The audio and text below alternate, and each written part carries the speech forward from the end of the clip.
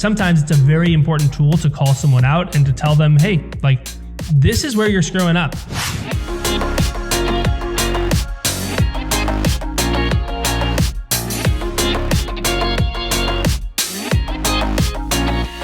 Number 5 is challenge. So challenge is kind of on this polarity that with the next one, number 6, that we're going to talk about next. But challenge is this willingness to actually call someone out. And sometimes it's a very important tool to call someone out and to tell them, hey, like, this is where you're screwing up. I'm going to call you out for where you're not showing up at your best, where you can be better, and help them like really. It's kind of like the coach who's like, you're better than that. Like, why did you jump off sides? Like, you're more disciplined than that, and is willing to kind of push somebody to their best. It's more of the masculine side of leadership and saying like, hey, you're not as good as you could be. You could be so much better and we need you.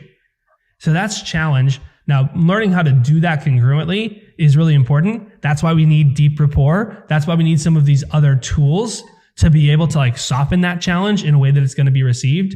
But if we're never challenging people, there's some people who think that, okay, it's 2020. We got to be soft to everybody. We got to be kind. We got to be attuned. We have to accept the worst parts of themselves and tell them that they're perfect just the way they are. And that's kind of the next part we're going to talk about in section 6. But in this thing, it's like in the relative sense, no, you're not as good as you could be. You could be way better and you're not even trying. Step up. And so we have to be willing to have those conversations. And maybe a good idea when you're entering a conversation is this more of a challenge question or is it more of a support question? And you can ask yourself, a conversation. Is this more of a challenge conversation or is this more of a support conversation? What does this person need right now? Do they need to be challenged or supported? So any thoughts on challenge? And then I already let the cat out of the bag on what number 6 is, but what do you think? Yeah.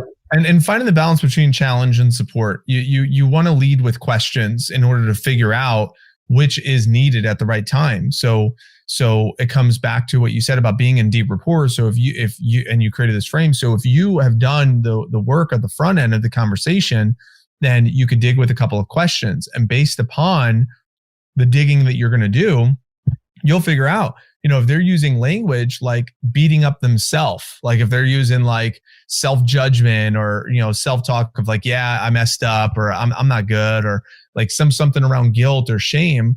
Well, you're probably going to want to use a little bit of support because they're already challenging themselves. They're already being tough on themselves. They don't necessarily need you to also be tough on them because they're already being tough on themselves.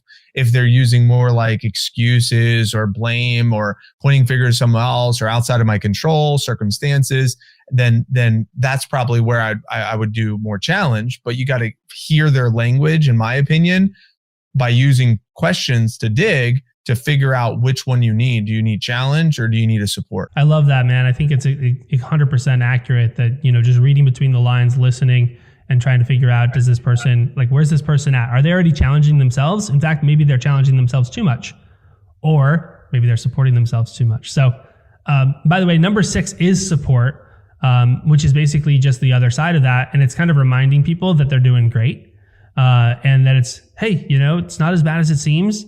I have a saying in business, it's never as great as it seems. It's never as bad as it seems. And really that just kind of keeps you kind of in a sober mindset. And sometimes people need to be reminded like, hey, you're doing great. You're doing well. Like, here's what I love about you. Here's where you're awesome. And just like encouragement is really what I would see there. So, sometimes, people need that. They need to be reminded that they have strengths, and if they can just persevere, that they will succeed. So, what else do you think about support, number 6? Yeah, you've said to me many times, you're great how you are, and you also have a lot of work to do. And right. You said that to me. I've said it to some of the people I work with too. And it kind of touches on both of them. And when you give reasons behind it, you could support and encourage and also challenge. But you want to kind of find the balance between the two and use it in the right context. But you're great how you are, and and here's why. And you have a lot of work to do, and here's why. And it just keeps someone in rapport with you, but it also keeps the conversation evolving and keeps the relationship evolving.